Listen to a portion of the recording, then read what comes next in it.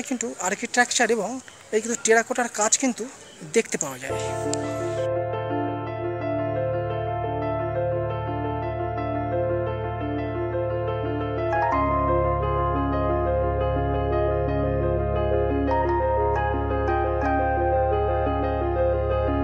যে শিব মন্দিরগুলি আছে এই শিব মন্দিরগুলি কিন্তু একের সঙ্গে অপরটির বেশ কিছু কিন্তু কালারের উপরে কিন্তু বৈচিত্র্য দেখতে পাওয়া যায়। যেমন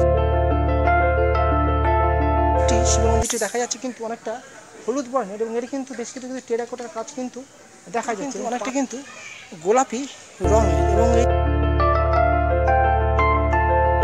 এবং সামনেই কিন্তু গঙ্গার ঘাট।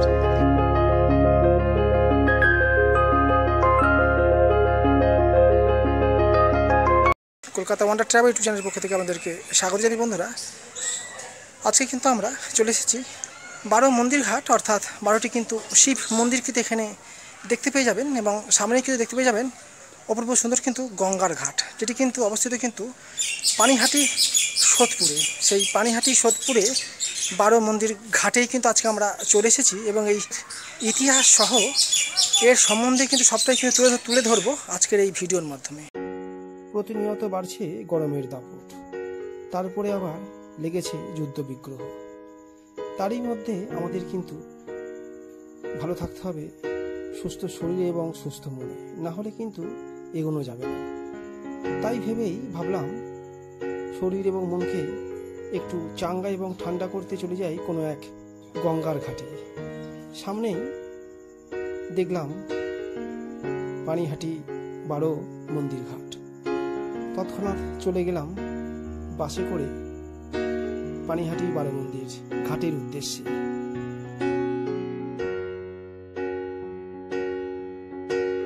বহু প্রাচীন শহর এই পানিহাটি। পবিত্র মানবের পায়ে ধুলো পড়েছে এই রাস্তায়। নস্টালজিয়ায় মোড়া শহরটি।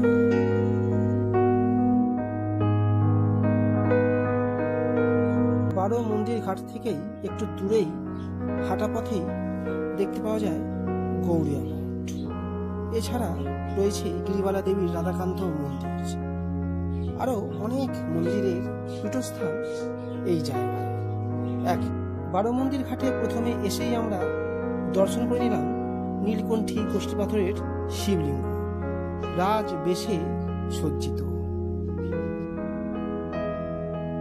তবে 12 মন্দির গঙ্গার ঘাটের ইতিহাস জানার আগে একটু মন্দির সম্বন্ধে আমরা জেনে নেওয়া দরকার।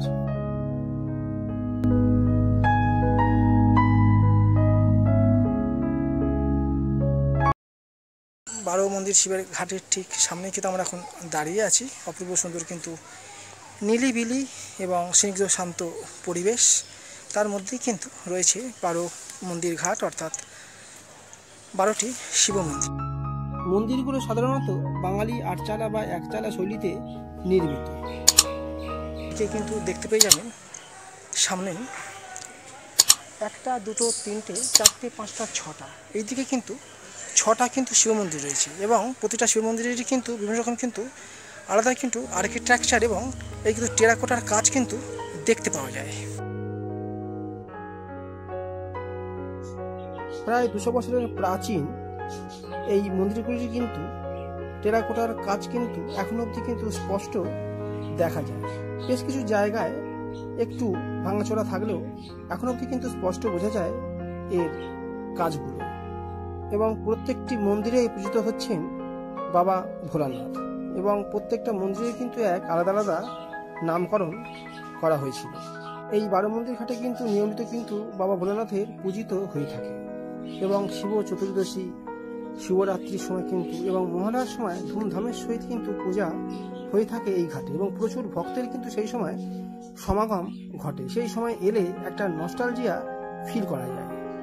12 মন্দির ঘাটের যে শিব মন্দিরগুলি আছে এই শিব মন্দিরগুলি কিন্তু একের সঙ্গে অপরটির বেশ কিছু কিন্তু কালারের উপরে কিন্তু বৈচিত্র্য দেখতে পাওয়া যায়। যেমন লাস্টের যে মন্দিরটি শিব মন্দিরটি দেখা যাচ্ছে কিন্তু অনেকটা হলুদ বর্ণের এবং এর কিন্তু বেশ কিছু কিন্তু টেরাকোটার কাজ কিন্তু দেখা যাচ্ছে এবং পাশের যে 4টি শিব মন্দির রয়েছে এই 4টি শিব মন্দির কিন্তু অনেকটা কিন্তু গোলাপি রঙের, এবং এই খুব সুন্দর কিন্তু এখানে মায়ের মন্দির তথা শিব মন্দিরও কিন্তু একটি আলাদাভাবে কিন্তু রয়েছে, যেটা কিন্তু এখানে দেখা যাচ্ছে। সম্ভবত নতুনভাবে এখানে নির্মিত হয়েছে এই মায়ের ছোট্ট একটি মন্দির, এবং দেখুন খুব সুন্দরভাবে কিন্তু আলপনা দিয়ে সাজানো হয়েছে।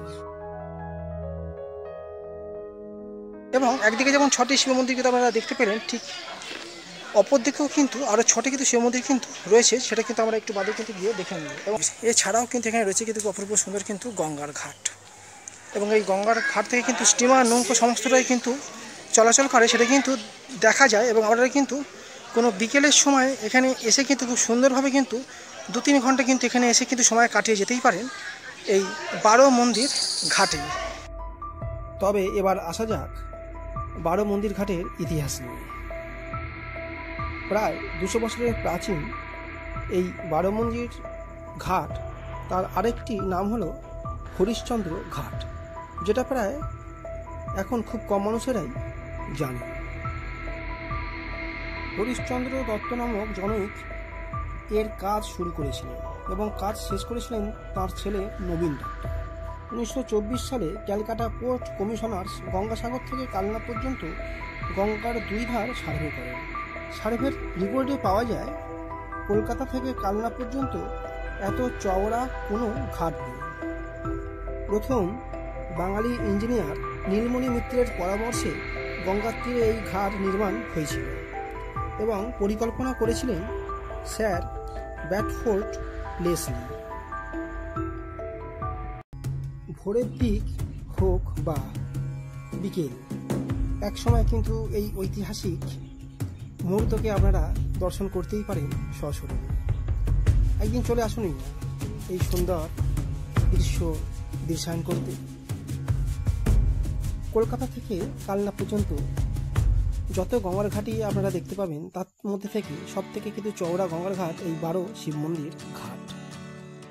এর প্রতিটি সিঁড়ির পাতা মাত্র 4 ইঞ্চি। ঘাটের প্রত্যেকটি ইট করাত, গুড় ও খয়েরের মশলা দিয়ে ঘাটা হয়েছিল।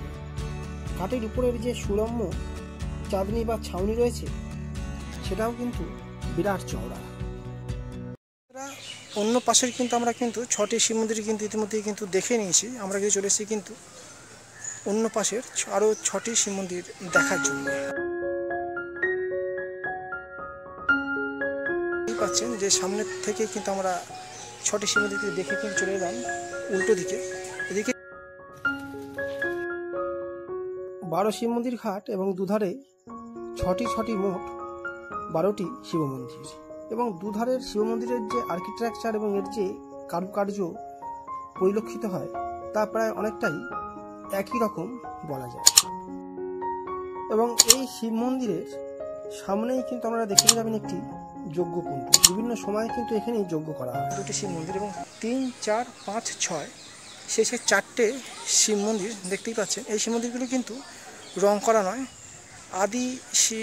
আদি যে রকমের মন্দিরগুলি ছিল সেই রকমই কিন্তু আদি অবস্থাতেই কিন্তু রয়েছে। এগুলো কিন্তু এখনও কিন্তু সম্ভবত হয়তো রং করে উঠতে পারেননি এখানকার কর্তৃপক্ষের মহাশয়রা, যার জন্য কিন্তু এগুলো কিন্তু রং করা কিন্তু বাকি আছে। হয়তো কিছু দিনের মধ্যে হয়তো রং করা হয়তো হয়ে যাবে। বলতেই হয় রং করা মন্দিরের থেকে যেগুলো এখনো রং পড়েনি, সেই মন্দিরগুলি কিন্তু দেখলে কিন্তু আলাদাই কিন্তু নস্টালজিয়া এখনো অবধি ফিল করা যায়।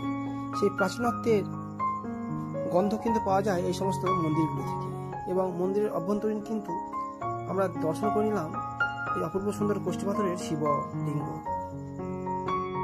মন্দিরগুলির পরিভাগকে ভালো করে লক্ষ্য করলে বোঝা যায় কোনোটি 1 চালা বিশিষ্ট তো কোনোটি 8 চালা বিশিষ্ট। এই 12 শিব মন্দির ঘাটে যখন আসবেন, তখন কিন্তু কোনো সময় নিজেরই মনে হবে যেন 100 বছর পূর্বের কলকাতায় আমরা চলে এসেছি।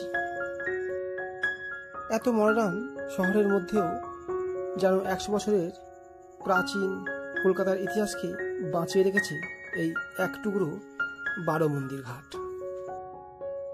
এখনো হয় শিবরাত্রি, এখনো হয় শিবের গাজন, তবে শুধু সেগুলো আমরা শুনতে পাই, তার যে অনুভূতিটা যে কত গভীর তা আমরা হয়তো বুঝতে পারি না। এখানে বর্ষপঞ্জিকা অনুযায়ী হয়ে থাকে রাস পূর্ণিমা। শিবরাত্রি। প্রতি বছর মহালয়া এবং নীলষষ্ঠীর সময় এই মন্দিরে এবং ঘাটে প্রচুর লোক সমাগম হয় এবং সেই সময় এই প্রাঙ্গণ হয়ে ওঠে এক প্রাচীন কলকাতার এক জীবন্ত ছবি।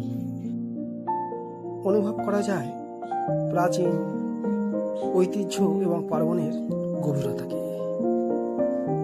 ফেরার সময় গুলিয়ে ফেলছিলাম নতুন কলকাতা এবং পুরনো কলকাতা, তবু আমাদের নতুনকে স্বাগত জানিয়ে এগিয়ে যেতেই হবে। বন্ধুরা, আজকে এই পর্যন্ত। যদি আজকের এই ভিডিওটি আপনাদের ভালো লেগে থাকে তাহলে অবশ্যই কলকাতা ওয়ান্ডার ট্রাভেল ইউটিউব চ্যানেলটিকে সাবস্ক্রাইব করে পাশে থাকবেন। এরকম কিন্তু জানা অজানা ট্রাভেলিং এবং মন্দির সংক্রান্ত ভিডিও পেয়ে যাবেন এই চ্যানেলের মাধ্যমে। ধন্যবাদ। নেক্সট ভিডিও খুব তাড়াতাড়ি আসতে চলেছে। চলুন আমরা জেনে নেব এখানে যদি আপনারা আসতে চান তো কিভাবে আসবেন। ট্রেনে করে এলে পানিহাটি বা সোদপুর স্টেশনে নেমে আমাদের অটো করে চলে আসতে হবে, অথবা যদি বাসে করে আসেন তাহলে আপনাদের নামতে হবে পানিহাটি। হরিশচন্দ্র রোডের সামনেই দেখতে পাবেন এই রেস্টুরেন্টটি, এবং তার ঠিক উল্টো দিকের গলি দিয়ে ঠিক 10 মিনিট হাঁটা পথেই আপনারা পৌঁছে যাবেন এই অপূর্ব সুন্দর প্রাচীন মন্দিরে। ধন্যবাদ, ভালো থাকবেন। নেক্সট ভিডিও খুব তাড়াতাড়ি আসতে চলেছে।